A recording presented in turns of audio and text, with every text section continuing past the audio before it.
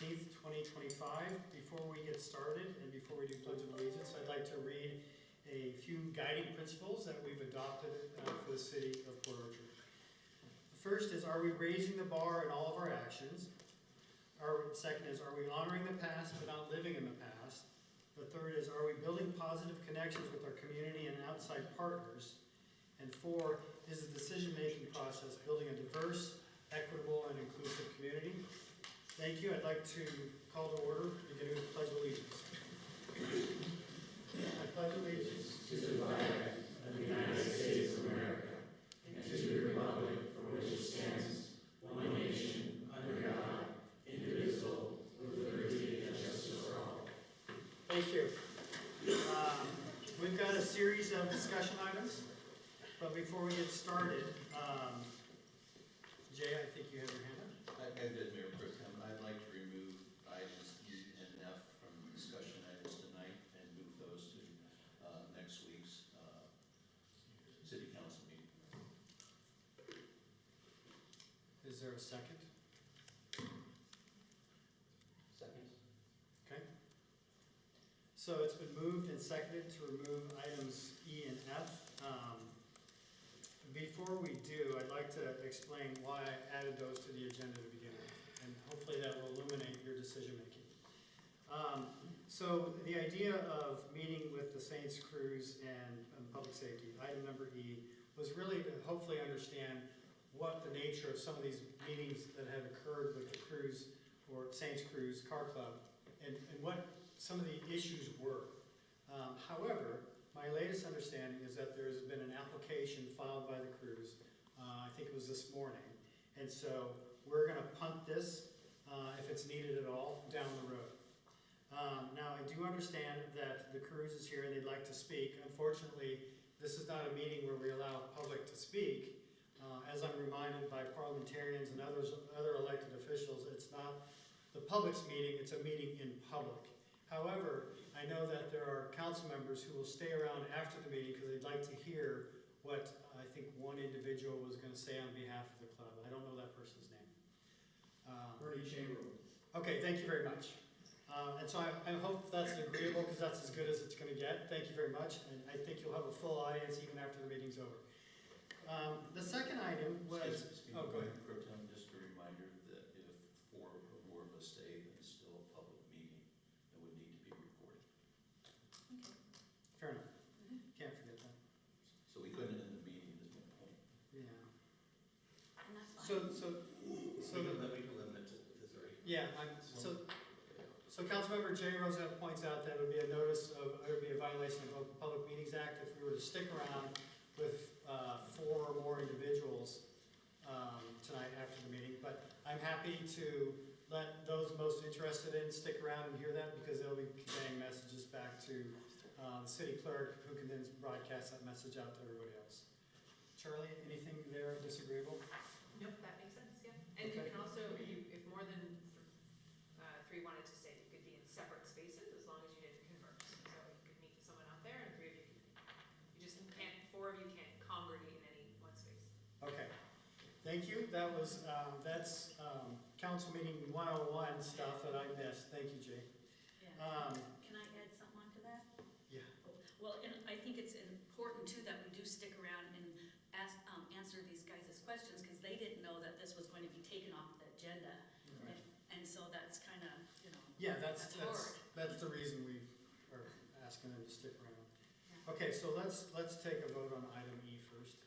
A question. Sure. If we turned down taking it off and we left it on, what would we be talking about? Well, the chief is not here to help us with that discussion. Or Brandon. Or mayor. So the mayor and the chief aren't here and they were party to the original meetings. Yeah. That we're not aware of. Yeah. Oh, we're aware of, we just don't. Well, we don't know what was said. Right. And Deputy Mayor, if I could just add, just to contextualize what the Deputy Mayor noted, so we received an application today, and that application is responsive to some of the issues raised and provides additional resources. So we need to allow staff time to analyze that application and then can provide additional information later. This is progress in the right direction, and so the conversations that happened before are essentially moot because now we are making progress.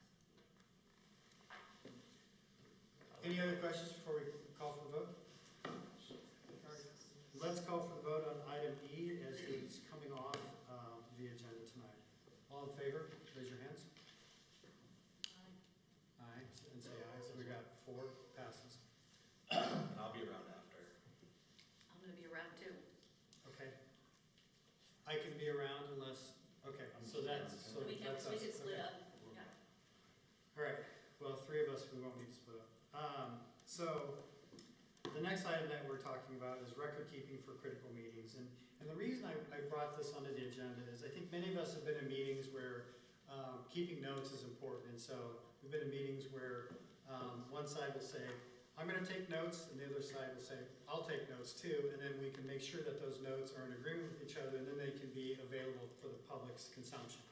And it's a way of being completely transparent about what occurs in some of these meetings. And we don't have hot button issue meetings very often, but the idea was to kind of reserve this approach for those kinds of meetings.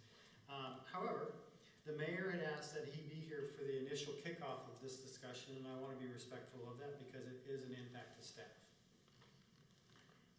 Yes, Jake. The reason I brought this up was because of the fact, A, the mayor was not here, and two, if it's a policy change that we need to make, it would be something that would be directing staff and the mayor, which is outside of our purview, the way we currently have it. So I think it's important that the mayor be here to have any discussion regarding this topic. And just to be clear, it was never my intent that direction would come out of any of these, but that we would start discussing these. For policy item, based For on future how item. we run our meetings, right? Yeah. It's no, I don't think it's our meeting, just our meetings that we're talking about, because we can't have, it's a question of what happens at other meetings. I thought we were just talking This about is- best council meetings. This is just like with a developer coming in on a hot button issue, and staff meets with them, and we've got notes that people can see. That's what I'm saying, is Yeah. a staff meeting with them, so that would be, the mayor directs staff. Yep. And so this is kind of a Policy issue. Yeah, no, I thought we were big talking policy, only so, council meetings. this is not something that we want to make without having other input. Okay, so without getting into discussion of the actual item, do we have additional comments? Yeah, so the definition of critical meeting seems to be a non-council meeting. We're all not present, but staff, and it seems still kind of vague to me, like what is a critical meeting? But that's okay, we can discuss it when the mayor's back. Yeah, that's part of the perhaps policy analysis that would need to occur, is when do we want to trip something like this? Any other discussion before we call for the vote? All right, let's call for the vote. All those in favor say aye, raise your hands. I- All right, passes. And those were the only two items we're pulling. Okay, all right, with that, we'll begin discussion item A, asset management presentation. Director Ryan, thank you. Thank you. Good evening, Mayor Pro Tem and council members. I wanted to introduce Katie Cucciardi, one of our only asset management technician, and then Darren Pedraza, who's our GIS asset management coordinator, and he is also one of our most tenured inspectors here at the city. So tonight, they're going to be providing an overview that they previously provided to the utility committee. This is the state of our assets, and they have done a tremendous amount of work mapping, uploading, and recording all of our assets. Pretty much I'd say we're about 98% complete throughout the city.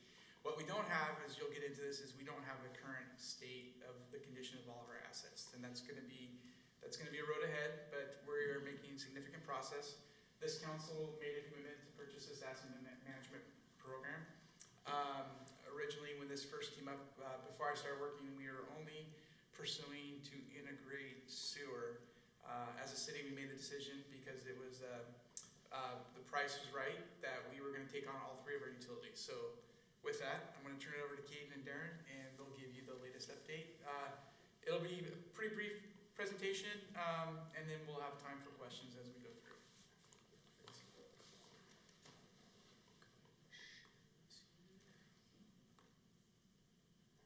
You guys better not have any technical difficulties. I think Caden's prepared either way. Perfect. Awesome. So we're going to give you a brief overview of Cartograph. It's OpenGov's asset management software that we purchased as a city. For starters, the purpose, why we're doing this. Risk management, asset lifespan, acquiring assets, planned maintenance, CIP planning. These are all various topics that are very key when it comes to why are we doing this. So risk management, trying to pinpoint where our critical infrastructure needs are and developing a plan to minimize risk when it comes to certain asset types. For asset lifespan. We want to maximize our assets' life. So if you have an asset that lasts 80 years, we want to try to get as close to that 80-year lifespan as possible. As we acquire new assets as a city, or we find assets out in the field, we want to track those assets. We want to put them on our map. We want to develop a maintenance plan for those assets, and that kind of goes into planned maintenance. We want to try to get away from reactionary where possible and turn that into proaction. We want to be able to stay on top of maintenance needs that are soon to come.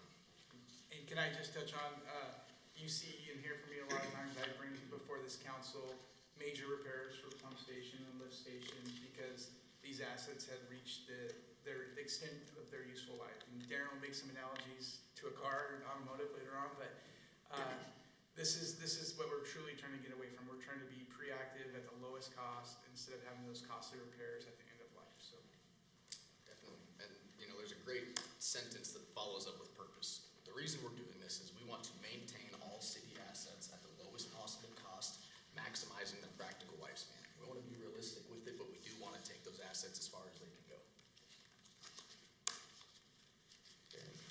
Okay, this is a screenshot of Marine Pump Station. I think I've been down there with most of you guys at one point or another.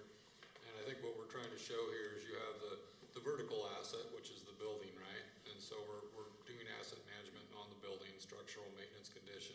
Are the preventative maintenance schedules set up, and are they working properly as far as the crew's concerned? And then below all that, you'll see the emergency storage structure and the pumps there on the far end. And so that kind of is like our sewer lines, storm lines, water mains, right? These are horizontal assets that are underground, but we still have to get some idea of what the structural condition, maintenance condition is, so we can set up PMs and, like Caden said, get the maximum life expectancy out of the asset. and it's everything that you don't see. Yeah, oh yeah, most of the stuff I've worked on in 30 years is stuff you don't see, except for parks. Definitely. And then GIS mapping. Okay. So what am I looking at here? Oh, water utilities. So, yeah. So these next couple screenshots are all gonna be the same. I think Caden has them broke down into water utilities, storm, and sewer. And what you're looking at here, it kinda looks a little jumbled up, but all the yellow things are the water valves and the water mains and the hydrants. The hydrants would be a vertical asset that you can see when you drive by. Most of the rest of it's all underground. I was gonna pull some exact numbers, but I didn't get around to it today. I meant to till I was sitting here. But I think our last sewer comp plan said 70 miles of sewer main, probably a little less than that of water and storm. So You a lot of, don't have that info on What's that? Cartograph already? what's that? You don't have that on Cartograph? It's not in Cartograph. In GIS, I can pull some footages for you if you want them, where we're exactly at. Our historic information that we had is that treated pipe as a pipeline unit. So I think it says like here, the asset is 1. We had it mapped, but we haven't measured. So we don't have measurements from manhole to manhole yet. It's already in GIS, I just didn't pull it today. Yeah, okay. So we have to crunch it. So yeah, these are just screenshots, so that's the water system, and I think the next one is a sewer system, so manholes, sewer mains, force mains, and then storm is gonna be ponds, private ponds, public ponds, the ones we maintain, the one the public maintains, gravity mains. We don't have any, storm pump stations yet, but I think we have one coming. Yep, and all of these maps this is our GIS integrated into Cartograph, so all of our physical assets are mapped on the city of Port Orchard here for the 3 utility systems. Yeah, GIS is kind of the backbone of asset management software visually, as far as the lines and dots go. And we suck that into Cartograph, and then Cartograph provides the preventative maintenance schedules, and Caden will go into that later, tasks and work orders. Idea being, like Dennis said, I'm gonna use the car analogy because I use this one all the time. You change the oil in your car, don't you? You do the maintenance on your car, why? You wanna get the full life expectancy out of it, right? That's what we're trying to do here. It's not complicated. And I was just gonna stress that. So we went through it pretty quickly, but that's 3 different utilities, right? So those 3 screens, we'll do it real quick again. So that represents mostly our underground infrastructure. You'll have some above ground pump stations, lift stations, hydrants, but majority of those 3 screens are 3 separate utilities in the ground. There has to be so much separation between like potable water and sewer, so what's the minimum, Darren? It's 10 foot, 5 for storm, 10 for sewer. But back in the day, you know, a lot of those are closer than that, so we end up sleeving them or doing something to bring it up to speed when we find it. But, yeah, 10 foot horizontal for sewer, 5 foot for storm. That'll bring us into our next topic. I know Darren touched base on this with some of his comments, but tasks. Tasks are one of the biggest reasons why we're doing this, and to be able to collect and track data, it happens through tasks. Other work order systems call tasks work orders, so tasks are work orders, same term. But the way tasks are laid out is you have priorities, schedules, activities, assets, and notes. And those are kind of the key fields that crew members look for when they open their My Task list to see what work they have to do. So the example I pulled up here is a list of actual completed tasks within our Cartograph system. So you can see the columns there at the top. We'll talk about activity. Activity is the physical work we're doing. So you can see some are CCTV, some are corrective maintenance, vegetation brush removal. And then the next column is going to be the asset. So the first one is what are we doing? The second column is where are we doing it? And the asset has that physical location on the map I just showed you on those other slides. And then the notes field. Notes are key for when creating tasks to let crew members know what we want. And when a crew member is finished doing a task, they will leave us field notes so that we have information about the work that was done. Yeah, tasks. And What's then, FOG? sorry, what was that? There's one that says FOG. What's FATS, Wilson? Yep, so that's a little on the utility compliance side. What is a non-asset? So a non-asset just means it's a pin that we drop on the map. So like, It's not GIS based. yes, yeah. Park location. So like vegetation growing out into one of our well sites, we don't have an asset to task that with, so we can drop a pin. Pothole would be a good example. Yep, right? pothole, anything where you, yeah, and what that allows you to do is anywhere on this, on the map, you can drop a pin, and then you can assign it an activity, and it's basically the same thing, but for that asset, it'll say non-asset. That was a great question. So right after tasks, we have task details, and this is kind of the meat and potatoes of the data that we're gathering. So as you can see here, very similar to the other screen, if you look on the top here, the activity for this was corrective maintenance. It was corrective maintenance for a sewer pump at McCormick Village 2. So it has all the information there at the top with priorities and status, some cost information there, that notes field, and this is what that screen looks like when crew members are out in the field and open up a task and start filling in data. And so this doesn't include materials, so if there was parts that needed to be purchased, we're not tracking that yet. Someday, if we grow into that. But this is providing our equipment rates, which we're using FEMA rates that are adopted. It's kind of the standard for the industry. And then we're using our maintenance worker wages at the top step. So we're planning to be a little bit higher so we don't estimate under. So what we're trying to do, capture, is the cost of truly doing business. So this is one of those, this is a reactionary item. So this was a plug. It actually ended up being rocks, I believe, on this one. Yep. So this is cost of doing business, but minus major materials. You should reach out to Cartograph. They have a feature that's not on this one that has a clock on it.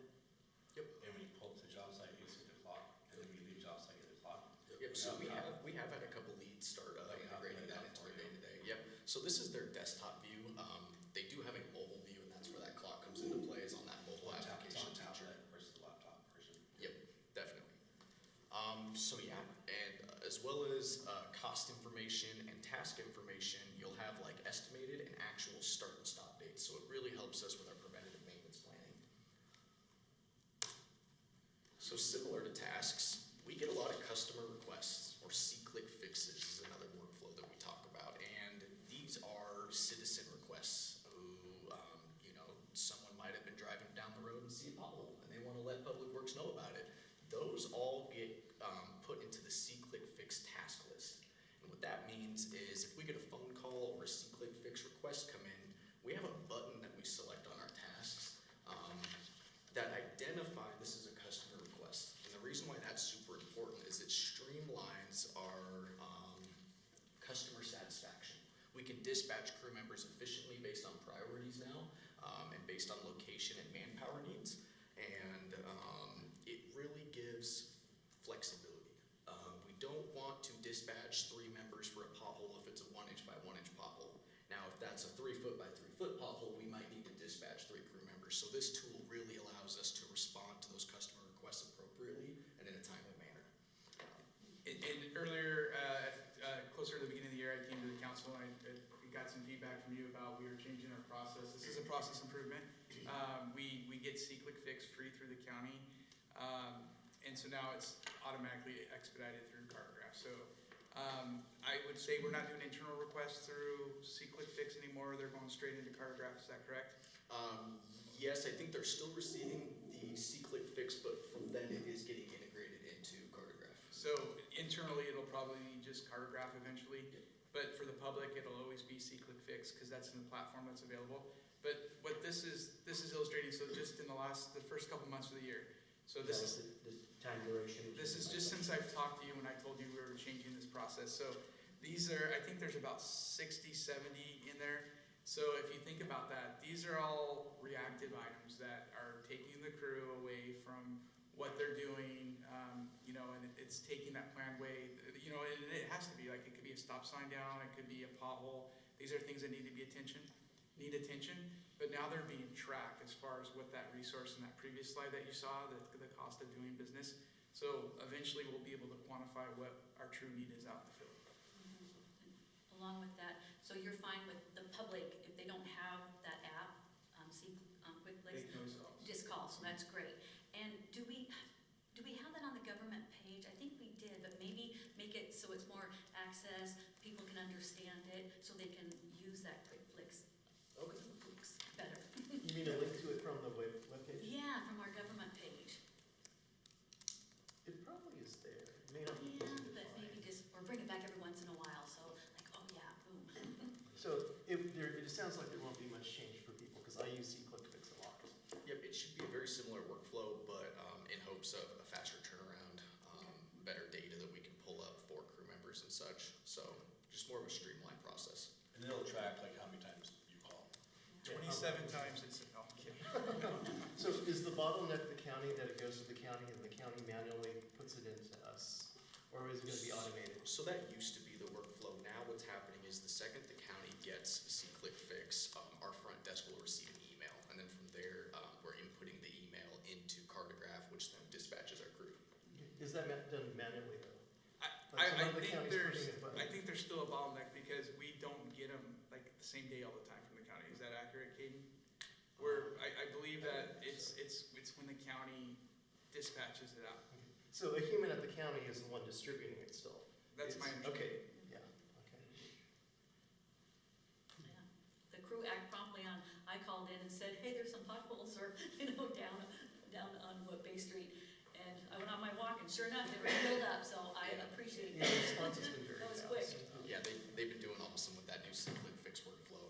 And then, This is our last slide, but this is my favorite slide. So this is just an example that I've used in the past. So it's a deterioration curve, and this one is for streets, right? So pavement condition, that's a PCI. Water has its own classification. Sewers different too, Darren? Yeah, but they're all working It's off the same curve. Same Yeah, concept, so same concept. deterioration curve. And the great thing about this is that it really illustrates, so just for the example of pavement, so your best pavement is gonna be that 8 to 10 year, it's what we call the sweet spot, if you're in the pavement industry. So early in the life of the pavement, when it's about that 8 to 10 year age, you can start seeing that arrow up by the waves. If you start putting $1 a square yard at that time for low-cost preservation, that's your crack sealing, that's your chip seal, that's your micro seals, your slurry seals, and those prices are a little bit dated, right? It's a lot more expensive now, probably like $3, $4, but it's still very, very low. So that first 75%, that first 8 to 10 years is critical, what you call the sweet spot. And then you start seeing the wave, the tidal wave, and things start to get really, really expensive. And so when you start hitting that 15 year, that 20 year, if you haven't started doing your preservation and your preventive maintenance, you start to get into the costly repairs. So $6 to $10 a square yard is pretty conservative. If you start getting into like the very poor condition where reconstruction, you're looking at $200 a square yard. When you could have started preventing that life, if you did a slurry seal or a micro seal, very low cost, you're going to extend that life 5 to 10 years, depending on your traffic. So It gets costly later in life, and that's when you see me come in front of the council saying that we need to fund projects to replace major components that have failed because they weren't being maintained, or we couldn't afford to maintain them. So it's the pay me now or pay me later. What we hope to get with asset management is to identify critical needs, replacement cycles. Like Caden said, Darren said, we want to extend all of our assets the longest we can within practical. So, I will say one other thing. We are doing our own gap analysis, right? So we are TVing, we are inspecting our own systems. A lot of agencies will contract out for inspections to do, and maybe they'll completely jet and clean and TV all of their sewer lines or storm lines. We're doing it with our resources. That's very costly to do, to have a contractor or consultant do that. So it's going to take time before we get there, but we're on the right track. So, Absolutely. and you can ask if there's any questions. Awesome, yeah. Does anyone have any questions for Darren tonight? So I do have one, and, we talk about this, being able to look at our material, pumps, motors, and things like that. Sometimes I know that things get delayed, and, obviously, I assume that they get rescheduled, as they go in the system. But the closer you get from one, and just bear with me, I'm trying to explain this because I don't want to use the wrong analogy, but you might have where you have to do an A, preventive maintenance, and then a B, preventive maintenance down the road, which is something different. But as your time, if something slips, you can see where both of those could be combined together, so you're only sending a crew out once as opposed to sending a crew out A. Would that pop up and kind of give you a head, or will we still have to look at that manually to see what's coming down the road to utilize that, our folks in the best way? So that's a great question, and I think if I heard your question right, it is, I talked about tasks and work orders. Right. Protograph's a little interesting in the sense of a task is like a one-off job, but a work order is a group of tasks. It's like a group of work to do. And I think what you just mentioned, to me, what sounds like a work order. It's work orders. Yep, and a work order would mean if we're gonna go out and CCTV, for example, and that's scheduled maintenance, but we know we have to do jetting on those lines before we can CCTV them, our leads are considering that work, and the fact that there's manhole inspections that will be done during that time as well. So we will group all those tasks into what's called a work order. And yes, instead of going out 3 separate times with the same crew member, we will do it all at once, because now we have a chance to plan what that maintenance will look like. Did that answer your question? Yes and no. So my question was, in a way, does that still have to be done by the leads to anticipate that, grouping them together, or does the task say, hey, you should have done A, you're going to do B, but you should have done A beforehand, was this done? And C's right down the road, why don't you just all kind of lump them together? And, I understand our expertise where, as you were saying, hey, we want to go ahead and look at that line, but we would have to do manhole cover, manhole inspection at the same time, and there may be something else down the road. Go ahead. In the case of a lift station, like I think you brought up initially, you can select that lift station. It's a GIS asset, even if it was a non-asset, and it will show you all the tasks and the priority of those tasks that are associated with that pump station. Okay, so, and then we give you what the scheduling is of those down the road, so you could say, hey, this one's due in September, but I'm gonna be there in August, I might as well just lump it together. Yep. Yeah, and And that answers my question. Yeah, I've built out several other asset management software, so that one comes up a lot. If you have sewer lines that are, you grade them, you have your structural maintenance condition, but you also have, is it a 1-year line or a 2-year line or a 3-year line? If it has roots in it or grease or grit, that'd be a maintenance condition. You might have to get in there every year, right? And so the guys will say, well, why are these 2 lines a 2-year line and this one's a 1-year line? Can we make this one a 2-year line, or can we make both of those a 1-year line? And you're trying to make sure that everything's taken care of while you're there, right? Exactly. Yeah. Thank you. And I did want to also just add that the amount of work that these gentlemen have done, and then our operations staff, this is a huge commitment from the crew. I mean, this changes the operational of the entire agency, and it's a commitment, and we're having great success. They're also out networking with, I think you just visited Gig Harbor. Next week, yep. Next week, so we're going to probably be meeting with the county County, again, we did early in the process in Bremerton. So one of the reasons we went with Cartograph Open Gov is because all of our neighbors have it. So there's value in people who have the same program. So we look forward to that. And then my last disclaimer, and then I'll be done, is that as we dig into this, it's not going to be good news up front. We're going to find issues, and we're going to program to fix those issues, but we're going to make it better for the future. That's the goal. Absolutely. That's the windshield assessment that we're working on. And then you kind of try to, NASCO is a 1 to 5 rating, 5 is imminent failure. You use NASCO when you TV sewer lines, storm lines, whatever. And so you're kind of trying to fix the 5s, the level 5s, but get the windshield assessment of the rest of them so that you can kind of plan that in your capital projects, right? So Dennis, does staff, when they're out in the field, do they contribute to that windshield assessment? If they see something that's corroded or something, and it's still got a functional life, but not quite what people expected, will they report that into the system right away? Yes. Okay. We're a great example is we're working on TV in Port Orchard Boulevard. It's an old line. There's two 12-inch sewers. So this is what we've discovered. So they've been busy cleaning, TVing. Instead of upgrading the line years and years ago, decades ago, they decided to add a 12-inch. So we're assessing the condition, and we'll make repairs as we need to if they're identified. But yeah, I've worked in storm before. We call it drainage detective because you never know what you're going to find. Yeah, but in terms of just driving around and seeing something, you're like, that's got to be flagged somewhere. Does that go into the system? So we haven't done streets yet. So streets and parks and facilities are going to be next. Once we are flying here in utilities, we're going to start.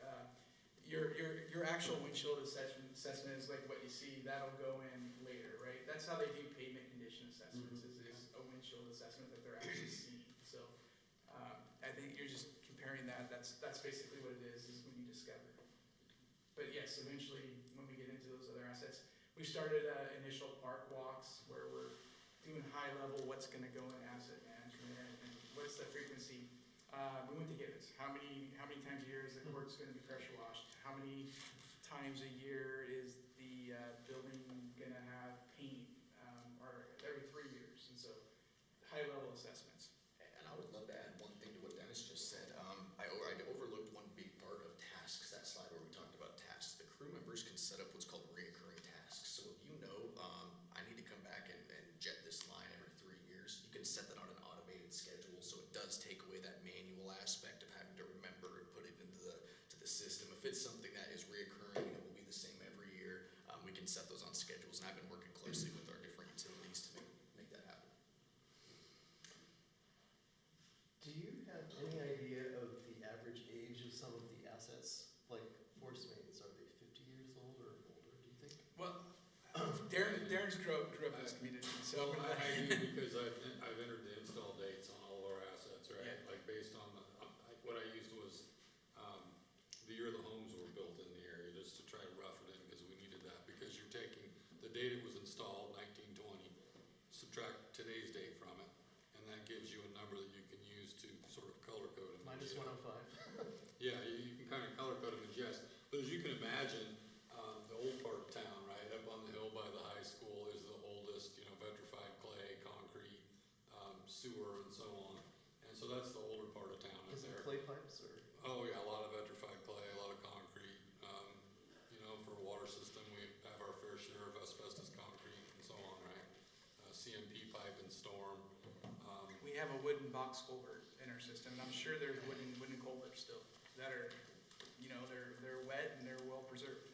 And in order, if we can identify those, and we're doing that right now, and get them over to our CIP team, when they have that windshield assessment, they can better decide when you have limited resources where they go.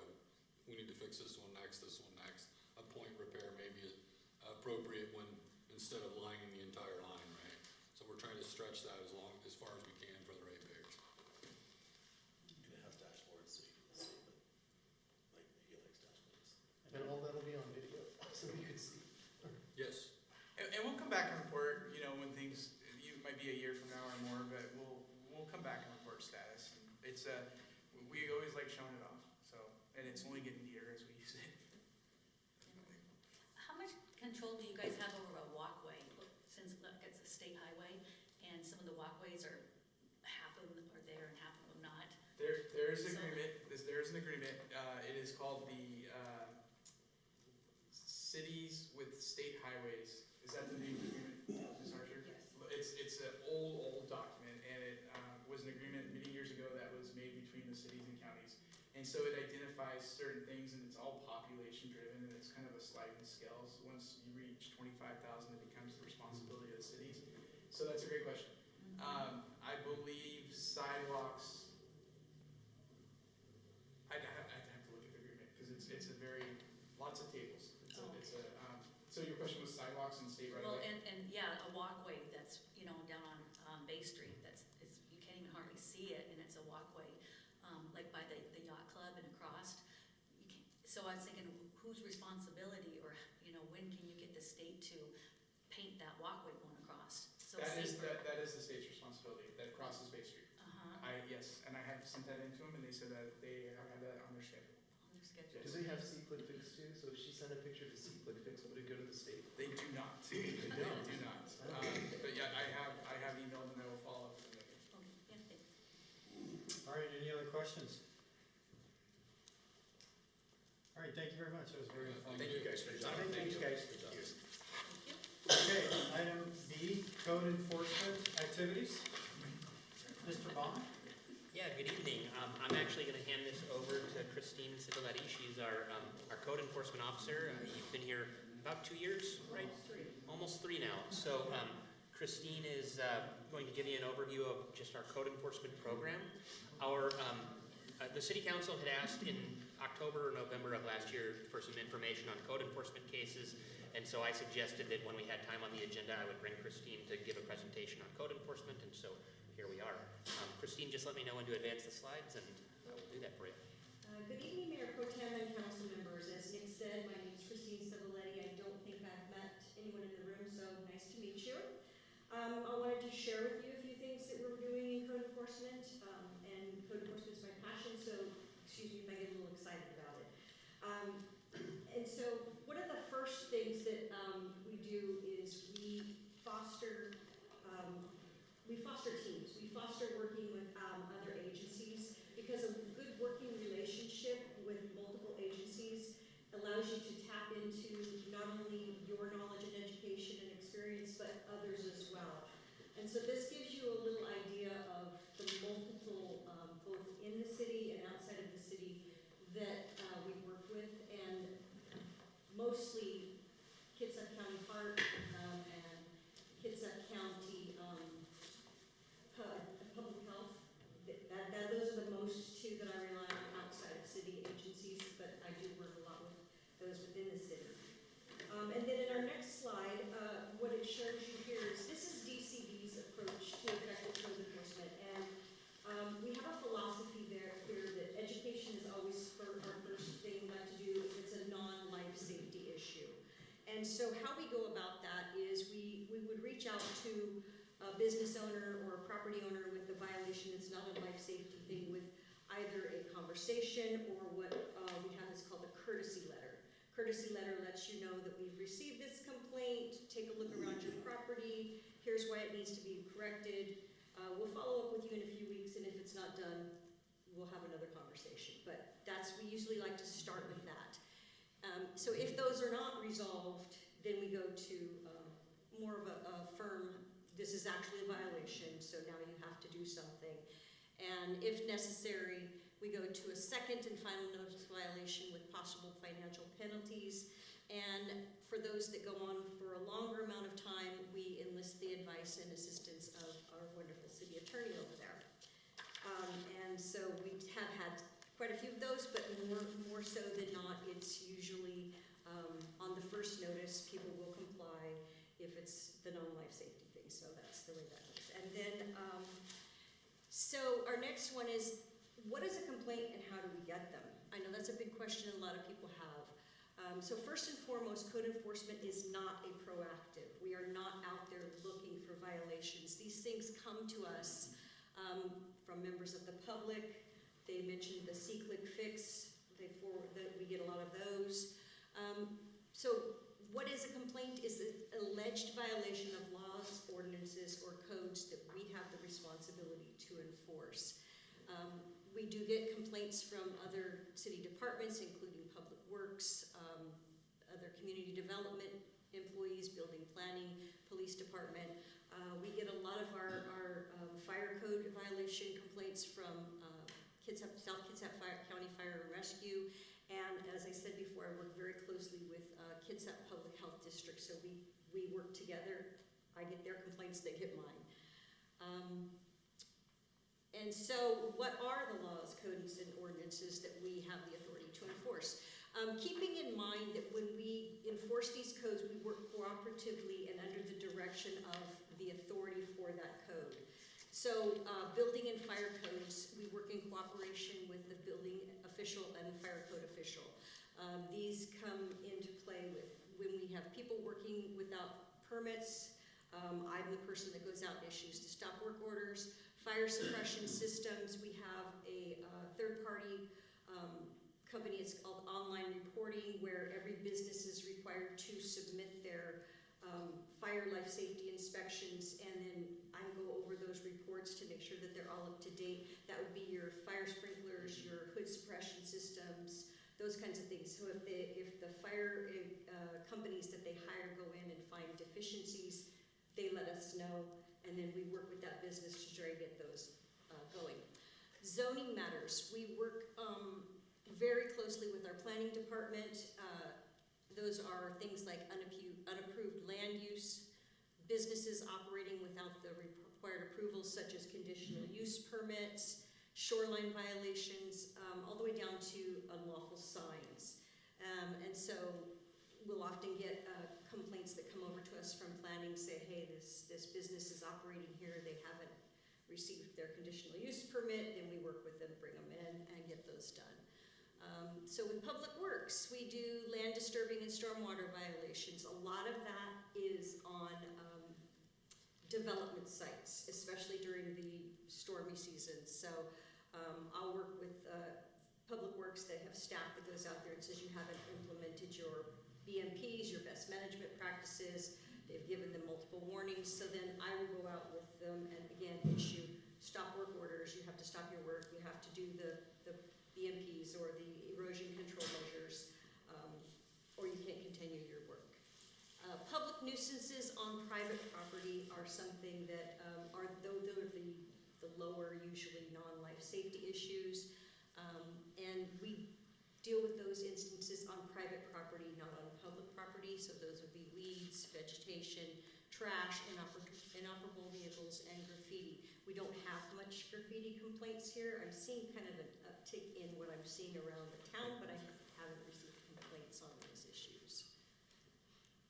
So laws, ordinances, and codes that we do not have the enforcement authority. That would be parking violations. We have a whole parking enforcement unit for that. Lease matters. We do not deal with violations. We don't deal, I like to explain it this way. We deal with property violations, not people violations. That's outside of our role. And then private property matters that are not addressed within the Port Orchard Municipal Code. A lot of times that's going to be a neighbor calling in and saying, hey, they're building the fence and it's on my side of the property. That's going to be a private property matter, not something that the city would become involved in. We do have a dangerous and unfit building abatement program that is very robust. It works very well. When I came into the city in 22, there were some cases that had already gone through this, and then we gone through this process. So what these are buildings, dwellings, or structures that are deemed dangerous to occupants or hazards to the public. It starts with an order from code enforcement requiring repair or removal. The property owner always has the option to repair or remove the structure. It's never just demolish first. And we give them a specified timeline. And so then, in accordance with RCW 3580.0301G, the owner or any interested party is always able to file an appeal. We make sure that they understand their appeal rights, and so then that appeal will be heard before the hearing officer, and a decision, all decisions that are made will be posted on the property and served to the property owner in the required timelines as written in the ordinance. Once all appeals have been exhausted, if there's been no compliance, this may result in the city taking necessary actions to correct the violations, including seeking an abatement warrant from Kitsap County Superior Court. We never go in and do an abatement without making sure we followed all the legal processes, because again, you're taking away a property owner's rights to do something, so we want to make sure that we've followed all of the legal requirements to do that. And so that can mean hiring a contractor to secure a structure. If it's dangerous in that it's falling down, it can mean demolishing a structure. It can mean cleaning up a property if it's got excessive hazardous waste on it and then the property owner hasn't acted. So, and then the cost of the abatement is billed to each property owner that's affected, and then if they don't pay it, it's a lien on the property. So should the property ever be sold, the city gets a reimbursement for that. You mean cost of the city does it? Yes, if the Okay. city does it, yes. Did Do you? you want us to hold our questions or ask as we? Oh, it's up to you. How long do they have to remove, to fix a dwelling that is unsafe, abandoned? So it depends on the level of the level of the danger or we usually like to start with a general timeline of 30 days to come in to at least submit something, start a conversation, Sure. get in contact with architects or engineers if that's necessary. So we like to set a 30-day timeline to start with something like that. Unfortunately, when it's severe enough, those can go on for a long time if the violator is not receptive to cooperating. And I'll show you some pictures later on of before and afters that have gone for a few years. But yeah, we try to get it secured as quickly as possible, so at least fenced if we can, to keep the public out. But yeah, so with code enforcement, our timelines are given, but it's based on the response from the actual person responsible. If they push the level of our enforcement, then we have to take the legal route, and those take time sometimes longer. And when there's an appeal under the dangerous building abatement code, if the owner shows up, which is probably 30% of the time, if they say it's going to take me 90 days, we will usually grant them what they ask for, provided that they say that they're going to take care of it. Well, if it's reasonable, we will be flexible on that timeline. So that's pretty typical if the person actually shows up to their abatement hearing. Yes. I got a question down here. How does that pertain to city owns a property? You know, for an example, down on our waterfront, all those dilapidated buildings, one has been there for 12 years. So how does your code enforcement work with the city? So typically, the city doesn't enforce on the city. So that would not be my role, right? I don't enforce on city property, I enforce on private property. So Dennis would be your person to ask that question about, he's behind you now, but. Okay, I'll talk to you later. Okay. Who's the hearing officer? Is it, oh, it's you. Okay. Yes, somehow I was roped into that, and so I occasionally get to hold the gavel up there and hold an abatement hearing. It's been a few years now. It's been a huge. Because people complain to council members sometimes, believe it or not, and they believe that we can help fix their problem. In this case, it would not come to us as part of an appeal. Okay, it would just be. Yeah, and so then after the hearing officer, they do have another set of appeal there, which would be heard before Superior Court. So there's two levels of appeal. There's the hearing officer and then they can appeal to the court. Nick, is your role as hearing officer, is that codified? Does it have to be a director? Could it be? It is codified. I don't remember, it's been a while since I've looked at the code because I don't think we've had a hearing since the pandemic started. So at the time, we determined that the cost of our then hearing examiner was very high. It would have been about $4,000 per hearing for him to write the decision. And so it was decided that it would be done administratively. Okay. I would certainly like it to go to the hearing examiner in the future, and our new hearing examiner has lower rates, though I don't know if dangerous building abatement is necessarily in his wheelhouse. Okay, we can go offline. I'd like to learn more about that program. So I think, and Fred and Scott would have to serve my memory, it's been a while since we've had a condemned house removed that came to us, and I can almost picture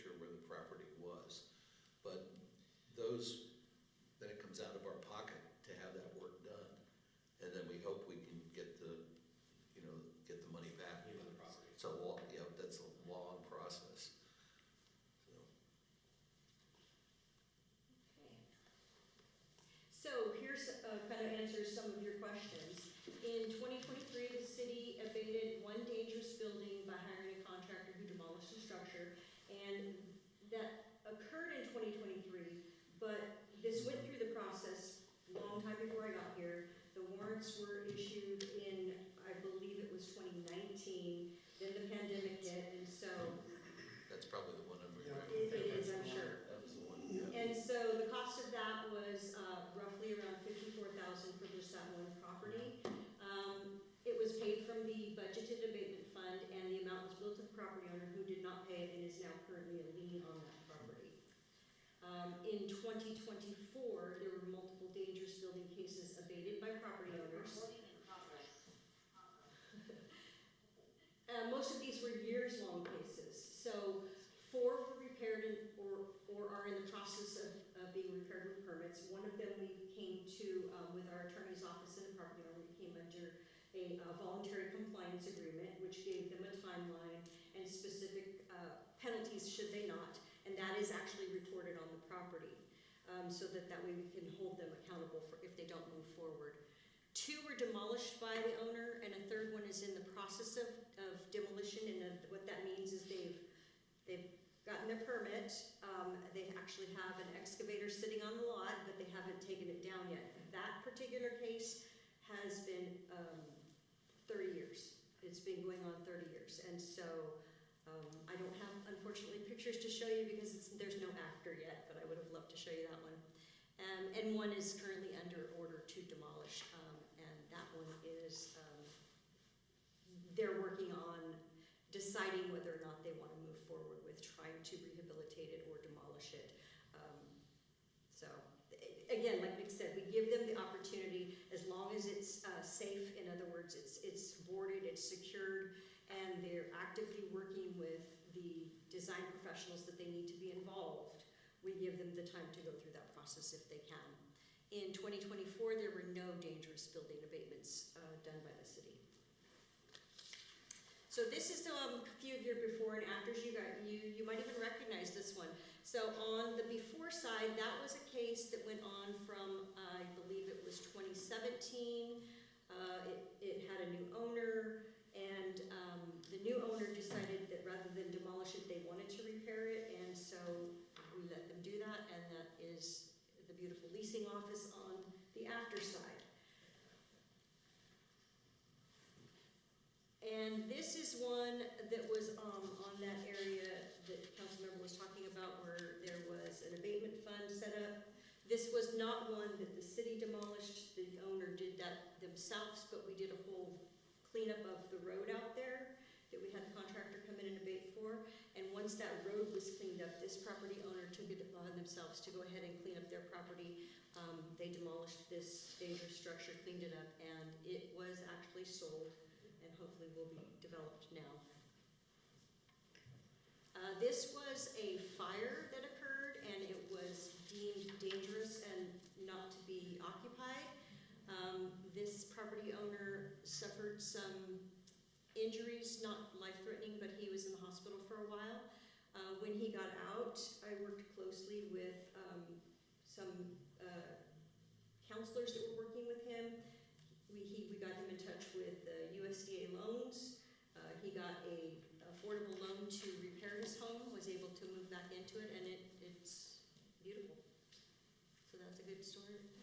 This one was a years also long case.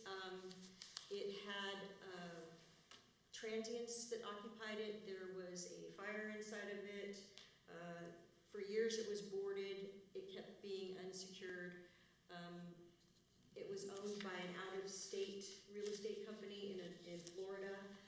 So we finally got them to actually, just by a little bit of pressure campaign, they sold it. It's actually owned by a local family now, and they demolished that structure, and they are planning on building something else there. This is a picture of something we do with the fire suppression system. So this particular business had a fire inside, and they did not contact the building department before they started to install their hood suppression system. They were issued a stop work order. they didn't follow through with that, they never got their permits, they installed this fire suppression and hood system without permits. And so our only recourse at this time is, as you can see in the bottom left corner, we had to actually go out and decommission the equipment. And so we had the gas turned off and we red tagged the equipment inside until it can be made safe. These types of systems, they affect not only the business in particular, but the adjoining businesses should there be an additional fire, which there already was one, so we have to be very careful with that. Solid and hazardous waste, which is a public nuisance. So many of these are on undeveloped land. They have illegal trespassing and illegal dumping. In these particular cases, I work very closely with representatives of Kitsap Public Health. And so what we do is we get a hold of the property owners who most of the time are very unhappy because somebody has trespassed on their land. So the first thing we do is we educate them on how to work with the police department, put up no trespassing signs, and they do have to clean it up, unfortunately. And so to help defer some of those costs, we have what's called the waste voucher system. And so we can give them vouchers that they can take to the Olympic transfer station, and they can dispose of this at no cost to them. This program is provided to us by the Kitsap County Public Works Clean Kitsap program. And that's funded through some grants that they get, and so they share that with the city. And so they can get up to, I'm not sure, I believe every tire that you take to the transfer station, it costs anywhere from $10 to $15 to dispose of these, and unfortunately a lot of these properties, that's what happens, they get the illegal dumping. And so we can get them up to 5 tires disposed of with no cost to the property owner. So we try to help defer some of the costs and then educate them on how to help keep this from happening again. Unfortunately, a lot of the undeveloped land is property owners who don't live here. So, it continues to happen, but the more that we require them to clean it up, the better they've been about monitoring their properties. So this is a perfect example right here of a before and after. This was a site where they had illegal dumping and the property owner wasn't aware of it. We reached out to him, we worked with Kitsap Public Health, we got him the waste vouchers, and he was able to dispose of all of this. And he did have cost. I'm not trying to say he didn't have cost because he had a crew come in and help him clean it up, but the dumping of the waste was at no cost to him. Here is some of the zoning and right-of-way before and after. So this was a fence that a newer property owner put up, not realizing that zoning doesn't allow you to have a front yard fence that doesn't have the openable space. And it also abutted the right-of-way too closely. As you can see, the guardrail there, it needs to be set back from that because that's actually right-of-way. And so I sent them a courtesy letter and they resolved it immediately. I went out a week later and it was gone. So that was just a not knowing, being a new property owner and not understanding the rules. This is a nuisance vegetation, but it's also a right-of-way issue. A sidewalk was almost completely blocked by blackberries. Again, that's a piece of undeveloped land in a development, and so the people were complaining about strollers not being able to get by without. So we got a hold of them and they trimmed it back, and so you can walk freely there. So this is our current active cases, 148 of them. As you can see, the majority of them are building code and fire code violations, so those are our higher priorities, not only because they are life safety, but they're just the majority of them. We do have, like I said, we work with Public Works, we get complaints from them, so those are a smaller portion. Yeah, and then we do sign removal of the temporary signs, but that's a very small portion of our complaints, and so I got a question. Green line there. I got a question about sign removal. Is that something you do as you see those, or do you have to schedule the time to do a round of sign removals? Yeah, so when there was 2 code enforcement officers, we would go out once a week and do that. And then we hold them for 7 days and if, yeah. But since it's just me right now, I haven't been able to get out there to do it, so it's a little time consuming, but the ideal is once a week. Okay. Is it just you because we haven't hired? Yeah, we've got an open position where I think we just posted that job Yes, today. I didn't think we? it was just posted today. But ordinarily then, if you see something, you pull it, or do you have to kind of schedule that? No, I scheduled time for that, yeah, I do it once a week. Because it's not just, I mean, it's kind of it's kind of an event, getting in and out of traffic, and so it's just easier to go do it all in one, then you hold them, so you only have to keep track of Sure, one time. one batch. Yeah, and then people can come and get them, and you know what day you took them, and you're required to hold them for a certain Okay. time, yeah. Thank you. You're welcome. Yeah, that's my presentation, happy to answer any questions. No, I just actually have a comment. I actually saw a violation from our sign, PUMC, and called it in, and it was taken care of, so greatly appreciate that. Thank you. Good. Go ahead. Oh, yeah. Oh, is there any code enforcement that is grandfathered in? That's one of my questions. And then another one is, since you deal with the business and stuff, we had someone talk at our last meeting, Bevco Peninsula, and they're having problems of getting just communication, because we hire out a consultant. How do you work with the businesses better to get the codes done quicker for their business so that they get up and running? And do you have like the one-on-one communication, or how can they, because it sounds like they're not even getting, communication through the So it sounds like what you're asking is more of the permits portion Yes. of it. uh-huh. So that's not my, So that has nothing yeah, to do no, with and then code your and permitting. question about legal non-conforming or grandfathering. Yeah, something, yeah, grandfathered It in. is also, it sounds more like a building question, right? So if you're gonna change your building and you have a legal non-conforming use, are we talking about a zoning legal non-conforming or a building legal non-conforming? No, like there's a building right on Sydney, and there's no, there's all stairs around it. And so I'm thinking, oh, it's a law office, so so are they grandfathered in that they can have stairs? And then another, someone down on, what was it, Sedgwick, I wish I knew the name, I could just say it right now. They, code enforcement or permitting said you have to have, you can't have steps and have this little office here. And I'm wondering, well, I think that place has been there for a super long time, so what's the difference between Yeah, those? so there are triggers in the building code. I'm familiar with it, but I would not want to speak on it, other than to tell you that if you do remodeling of a certain thing, for instance, if you do a certain amount of improvements to a commercial building, it triggers those accessibility requirements. But if no changes are made, then it's usually not. But again, I'm not the person, that would be our building official. Perhaps Nick knows more about that. Yeah, we can. I'm more of the enforcement arm of it. In other words, if you start doing changes to those buildings and you don't have permits, that's when I would step in. Thank you. You can have a legal non-conforming building, but once you start to change uses within it, those aren't necessarily protected. They're subject to current code.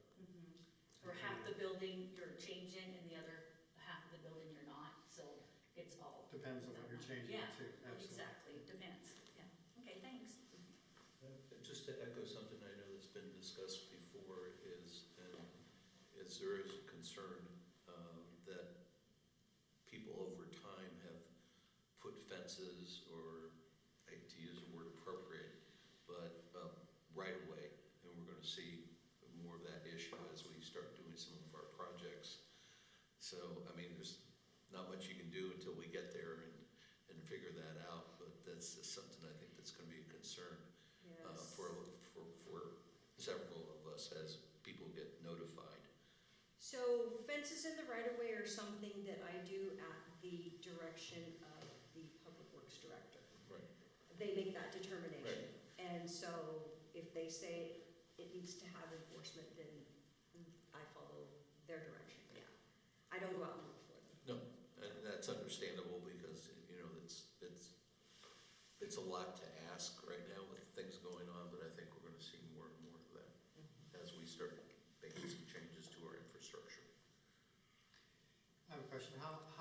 are we issuing tickets for violations? So code enforcement doesn't issue tickets. Okay.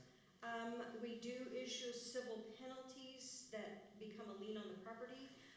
And those are only done, I think since I've been here, I've probably done 4 or 5, and they are related to mostly building code issues. Okay. So you've remodeled your house, or you haven't fixed your sewer system, or, those kind of things, and we're telling you you have to do it, and we're 6 months into it and 5 notices later, that's when that'll start occurring, but we don't issue tickets. Yeah, and there is a penalty built into our fee structure for permits. If you do work without a permit, you Mhm. pay a double Sure. permit fee when you actually do get the permit as a corrective action.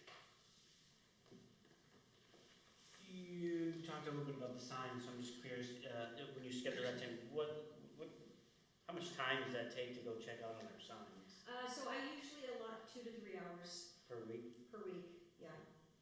I like to do it on a Tuesday, don't ask me why, Tuesday's my day.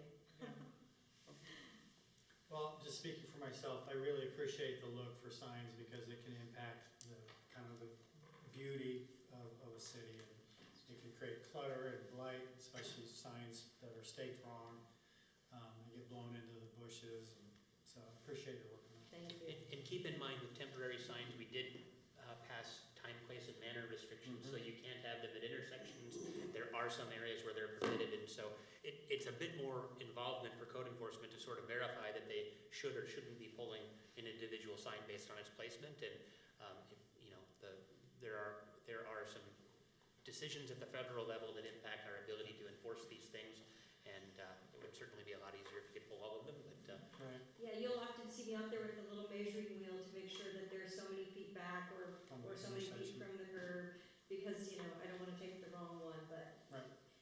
the easy ones are the ones that are in the roundabouts and, or they're falling over onto the sidewalk, yeah. I've been enforcing code for almost 30 years, and there can be some rough ones, so thanks for doing what you do. Yeah, Yeah, I've been doing it for 20 years, so not far behind you. it can be a lot. Okay, are there, go ahead. Question, can you go back to page 19? This was talking about the laws, ordinances, codes, and it goes back to my question of what leeway, if any, does council have to help? For example, someone comes and complains that they put in an ADU in their garage, and then they want to get a permit.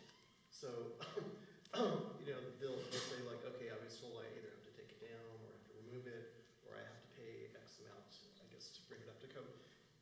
Is there any leeway in terms of zoning?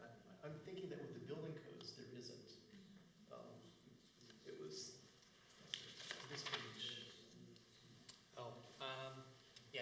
I thought you said 19, that's the thank you slide. Oh, okay, sorry. So It's you- number 19. You're right, building and fire codes rule, right? I Okay, mean, so there- there's nothing we could, it doesn't sound like there are any exceptions that could be made. Okay, yeah, to number 1, like building or fire codes. Yeah, Um, building fire codes are mandatory. Yeah. Zoning regulations, that's gonna be Number next. 2. What's that? Okay, I know there's new laws coming I in, think so. so. Yeah.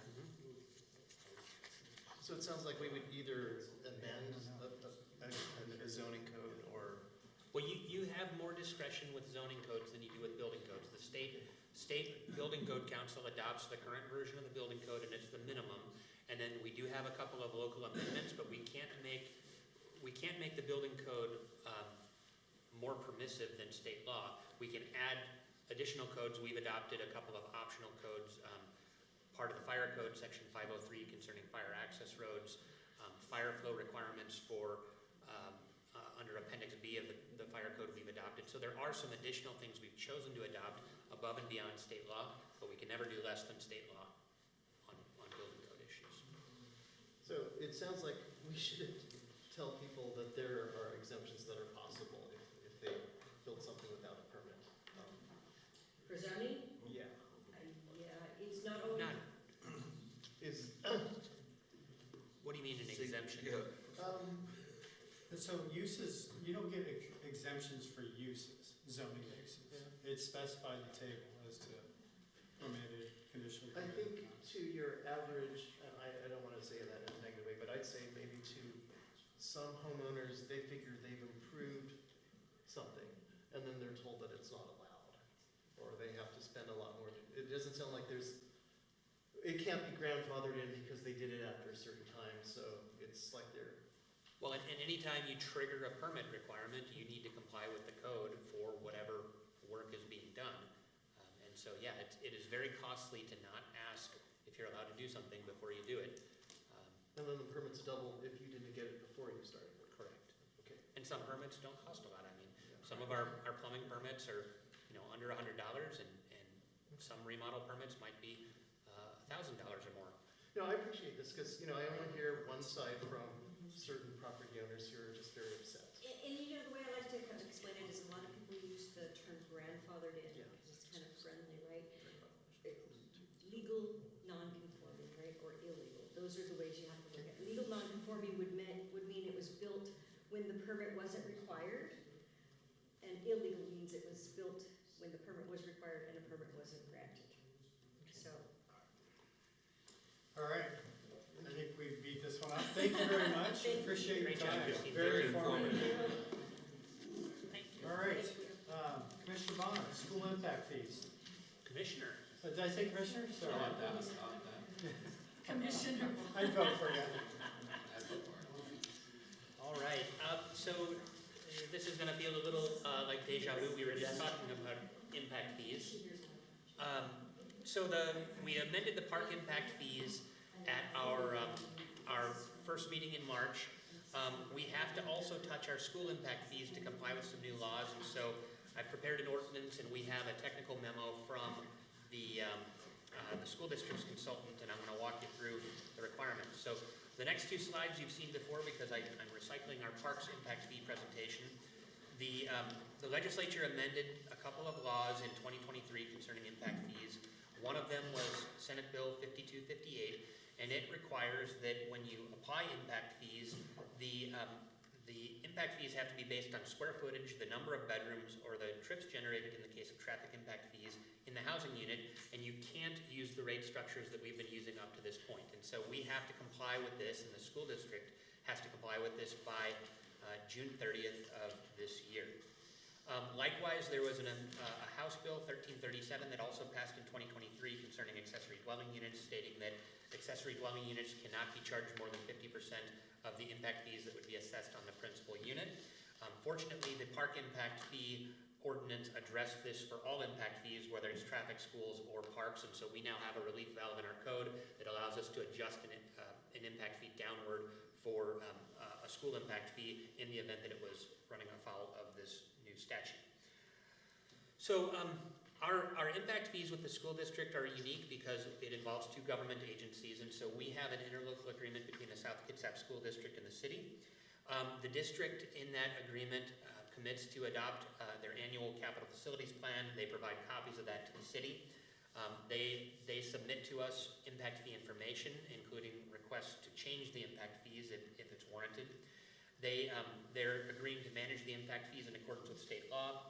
They spend the money in accordance with state law, and they report annually on that collection and spending in a report that is sent to you. And so the 2024 report went out in an email maybe a month or so ago. I sent it to the full city council, just reporting on their annual impact fee spending.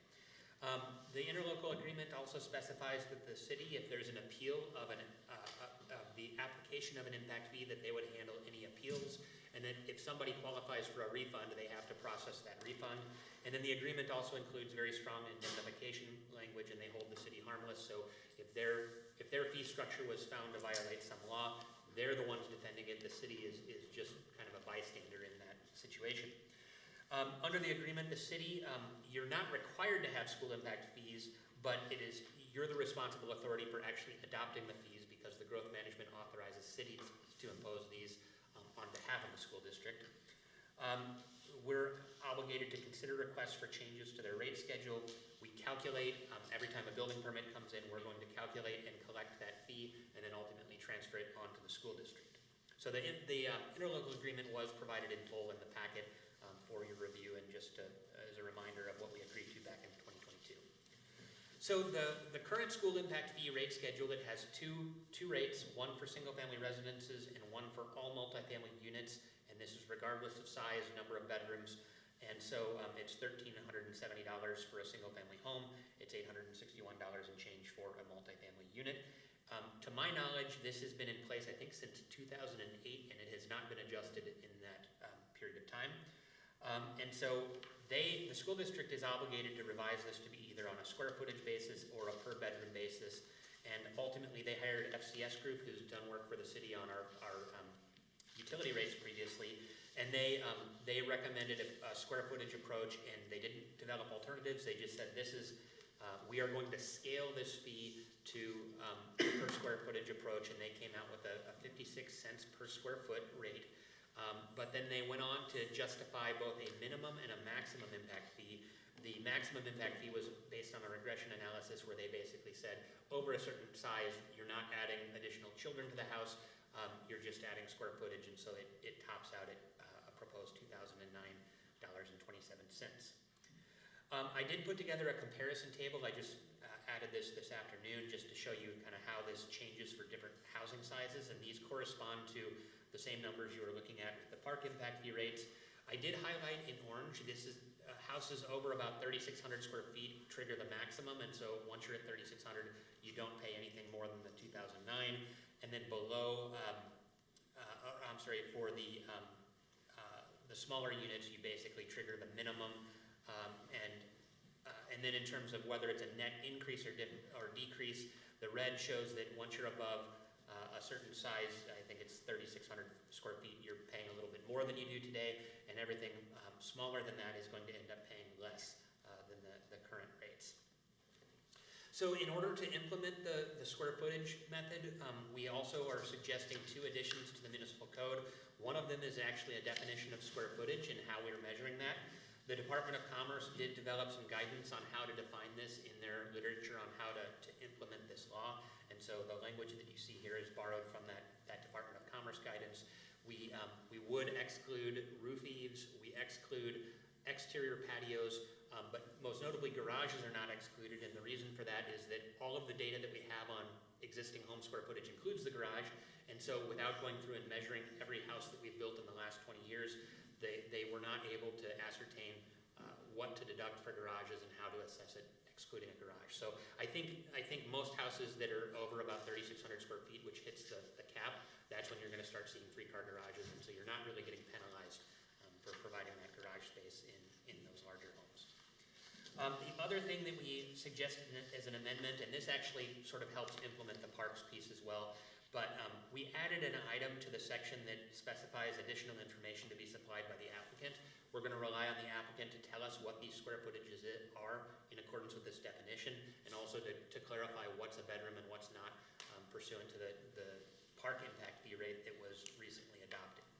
So those are 2 additional sections in the draft ordinance that we sent your way. I did want to let the City Council know that FCS Group has been hired both to scale the existing rate, but they're doing a holistic study of school impact fee rates in general. They expect to have a more comprehensive report to us by the end of the year that proposes a change in the rate structure. One of the things that you would have noticed in the report is that the county charges a different fee than the city, and so I think they're looking to normalize the fee between jurisdictions, and so they're likely going to come back and ask us to change this towards the end of the year. So this interim step will only be in effect from July 1st until whenever the City Council chooses, if they choose, to adopt a new rate schedule.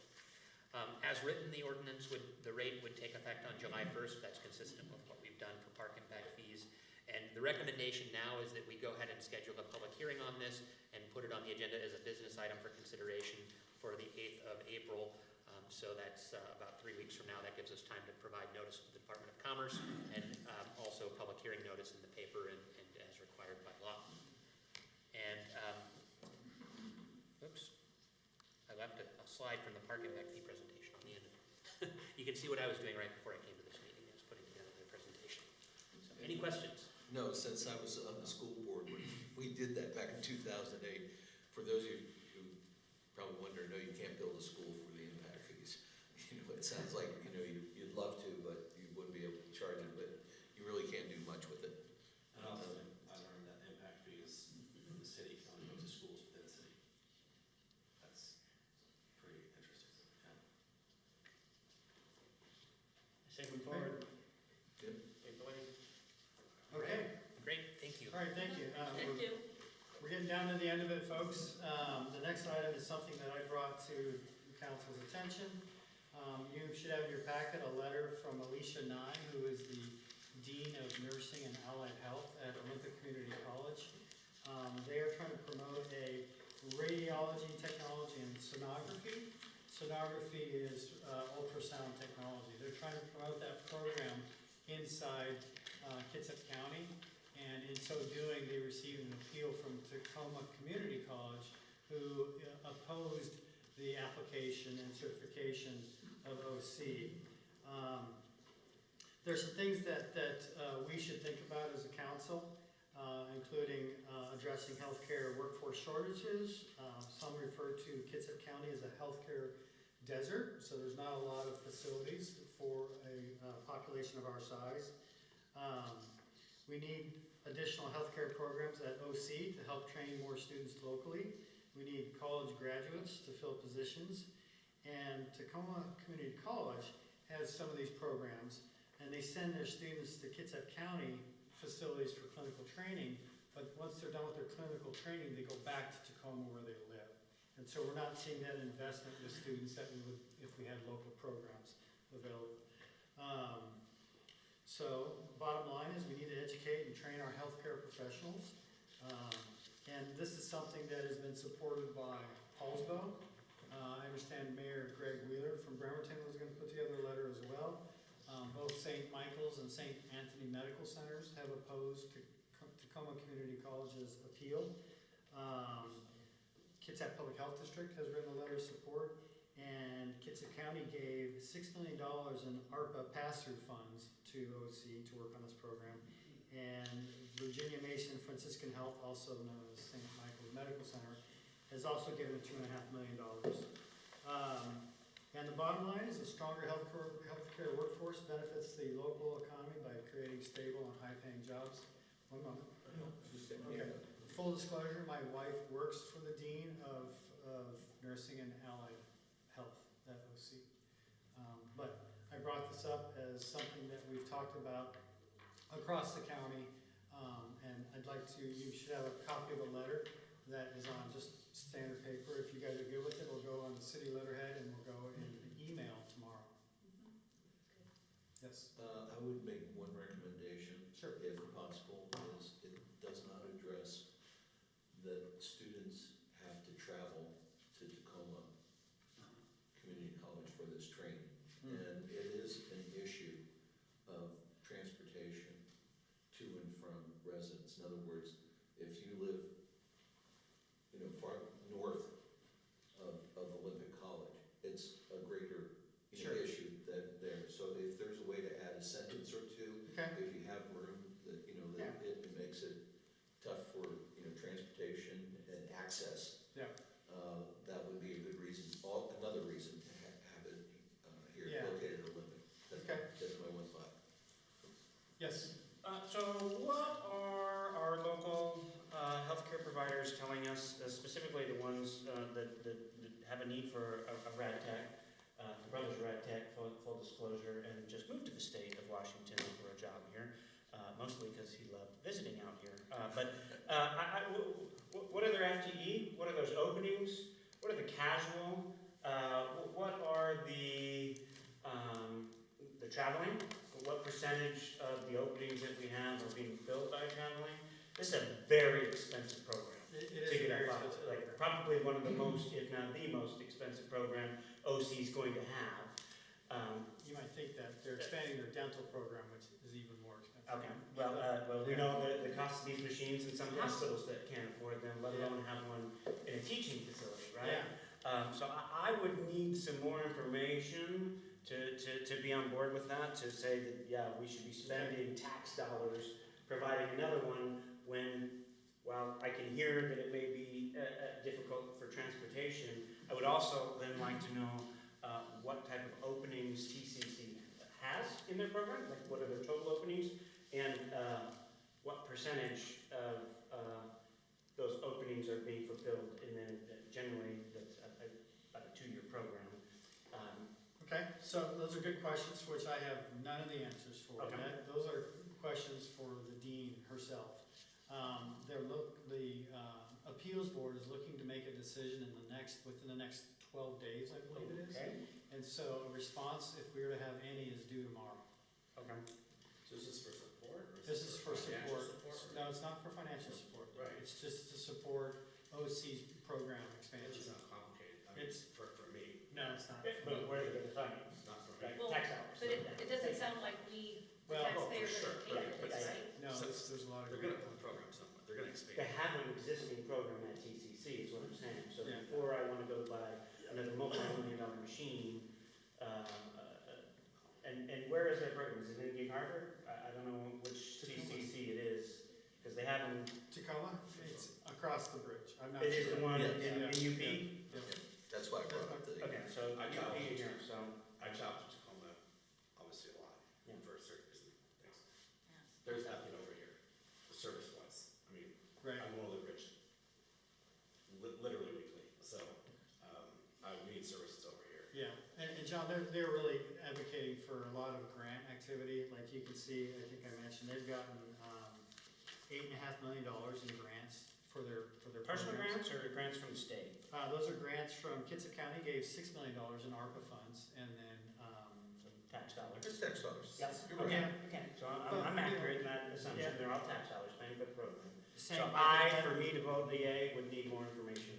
Okay, and St. Michael's gave $2.5 million, and so they rely on grants. Can we do a show of hands? Yeah, let's do a show of hands for support, please. All in Can favor? I add two Oh, cents sorry. also? Yeah, go ahead. I completely support what Jay's saying about the economic justice angle, and I am personally offended that TCC is telling OC not to do this. It's an interesting story. I'm They said- really offended. they said they- Someone in Pierce County is telling Kitsap what to do. I'm good. They said they weren't, and then they decided. Yeah, I'm offended. So anything you can do to strengthen your letter, I would completely Yeah. support. Deputy Mayor, apologies for interrupting, but if the council were to take action. Yeah, we or can't vote on it. You would then be obligated to take public comment this evening. Well, and you're just giving us this information, and we're supposed to vote on it just like that?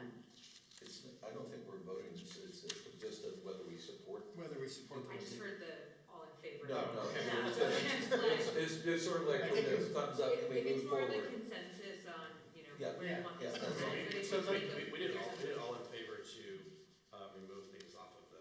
That's different, modifications to the agenda. is Yeah. different. So what I'm hearing is of those in attendance tonight, one is not comfortable with this. I would like more information too. Okay, I'm saying we're not gonna get that information before this is due tomorrow.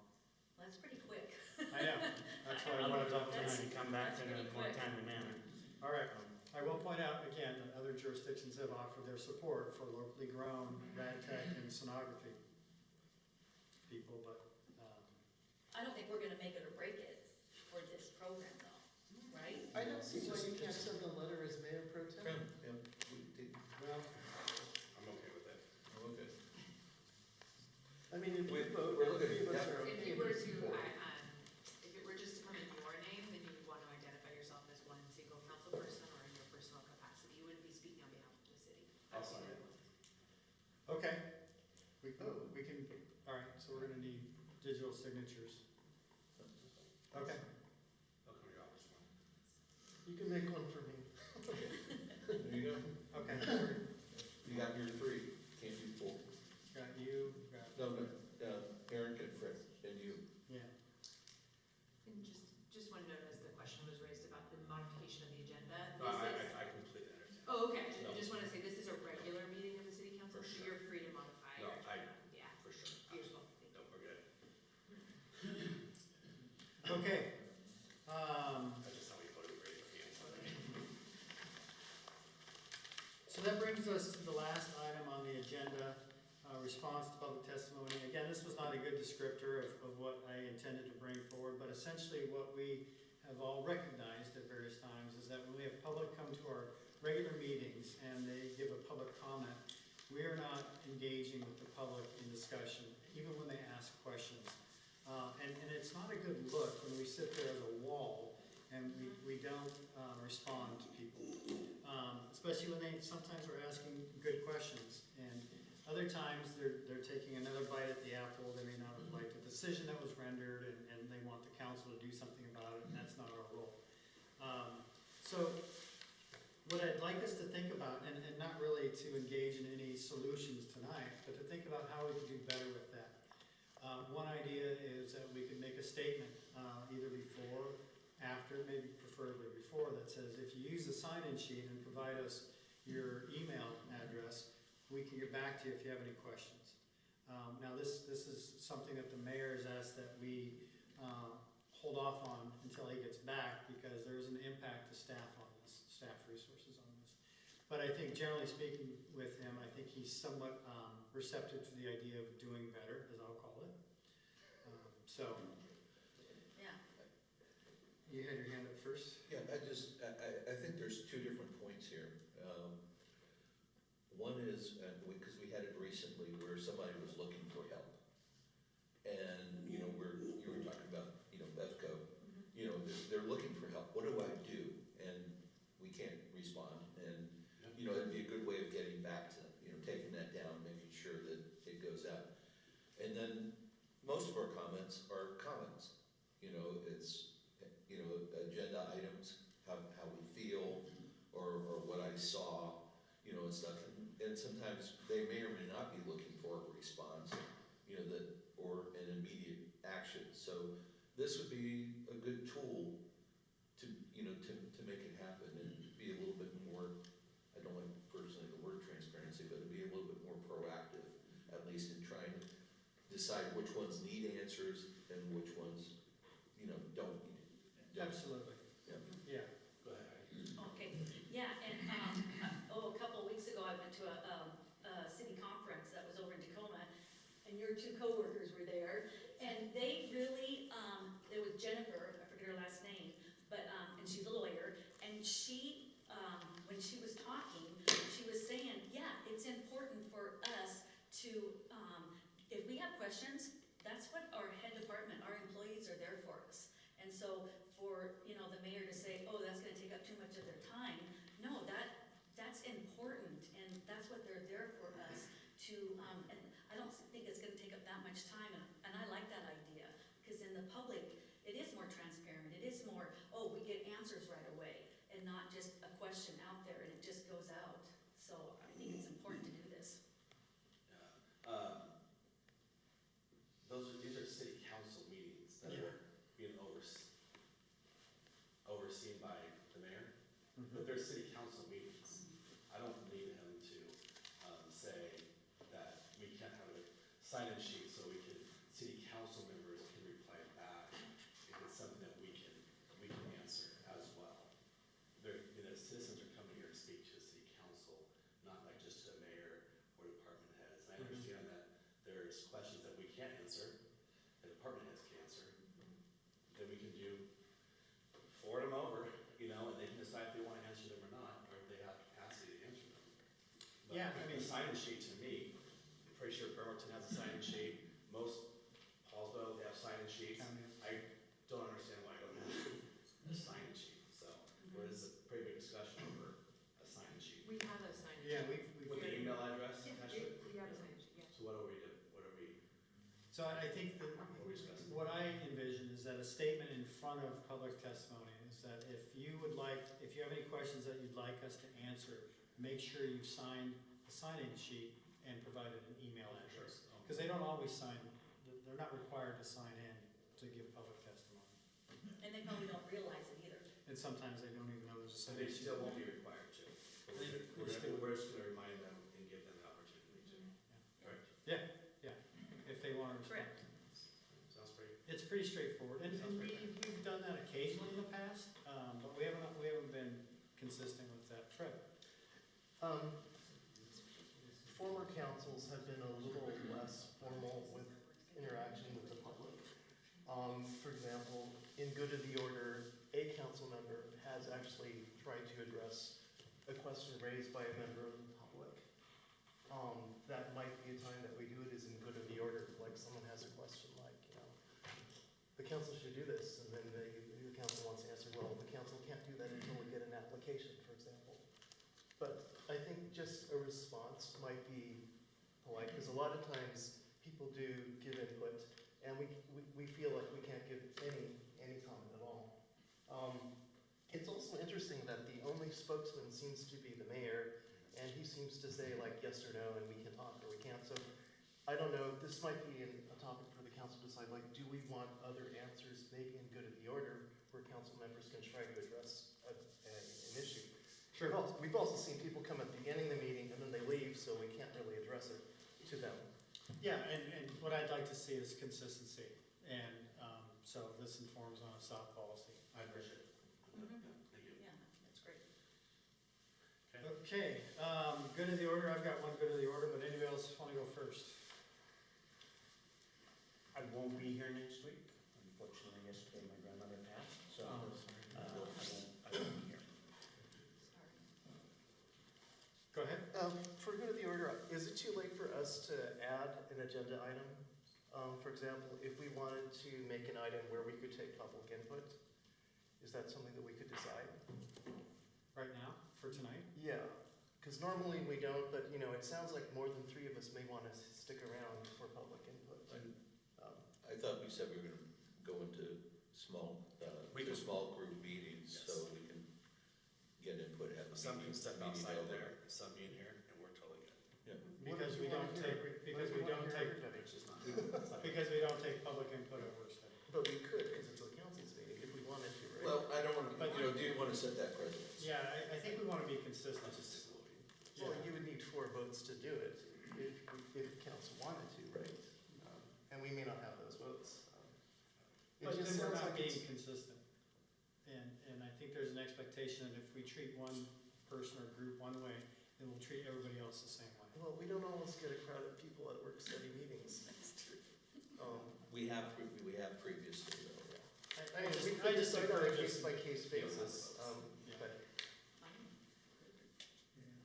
Okay, any other good of the order? You said you had one? Oh, yeah, yeah, 2 good of the orders. I'm hoping maybe we can bring for our next meeting, yielding your time. Because I know a lot of, like, government entities always do. If you're talking and someone wants to yield their time, you know, that got cut off on one person. And sometimes I think we should be able to do that. And then my other good of the order, Can I just Oh, I'm advise, you sorry. said Yeah. jurisdictions do that, the county doesn't do that, they don't allow people to see time. yeah, but do they have city council members over there for the county? County commissioners don't allow people who are testifying to cede their time to somebody else, like you're talking. Oh, yeah. So, Well, then maybe just- we can implement something for that. Conversation. Yeah, Yeah, it's conversation, yeah, it's conversation. just a conversation I'd Sure. like to bring up. And then, my other one is quite a few months ago, I'd like to bring this back up too, to a city council meeting. We talked about what goes on our Zoom, behind our Zoom when there's a meeting. And so we tabled it, and now I'm bringing it back up again, that I say that we do unify, and we pick something for our background, and we don't have something for our background that we all agree on.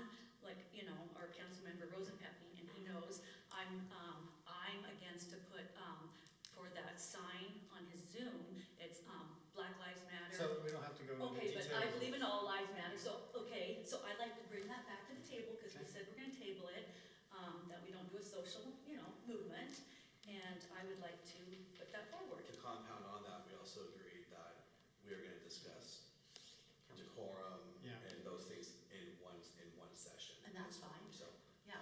and Councilor Rose, have you agreed to it? And so maybe we can put it on.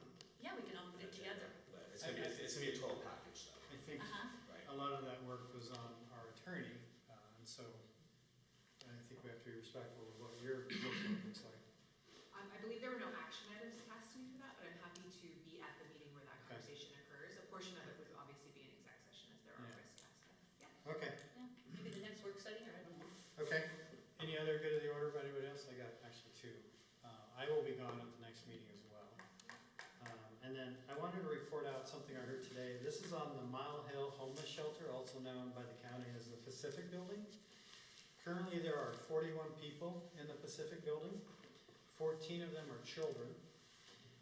There are 20 pets, which is an interesting number. It means, you know, half of homeless, if you lean into that, have pets. But there is a 70-plus bed capacity, and they're looking to fill that bed capacity within the next few weeks. So, it's working as it's intended in terms of housing families and children. Just a comment on that is that the county at one time inferred that this would not be the only shelter in the county. And right now, it seems that we remain the only shelter in the county, and I think that that's still an issue that we want to review with Yeah. our commissioner at some point in time, should he show up Yeah. here to talk. And while you're on, Representative Richards and I had a conversation around hoping to bring a consortium of leaders from throughout the county to talk through the use of some of the different funding mechanisms that we have. A couple of county folks that came and talked about the $7 million that it's kind of piecemealed everywhere, and how can we be maybe better stewards of those funds We're delivered. to create more capacity, because they all revolve around the same thing. So I think there's an appetite there, and I guess Well, it could be something I could say to remind people that he's having his open house in this room this Saturday. So Okay, I like that, Jay. I will add that this is the only screened shelter, I think, in the county. Salvation Army, for example, Bremerton will take anybody that's in need of help, but this building screens. Yeah. Yeah. Okay, I think that is it for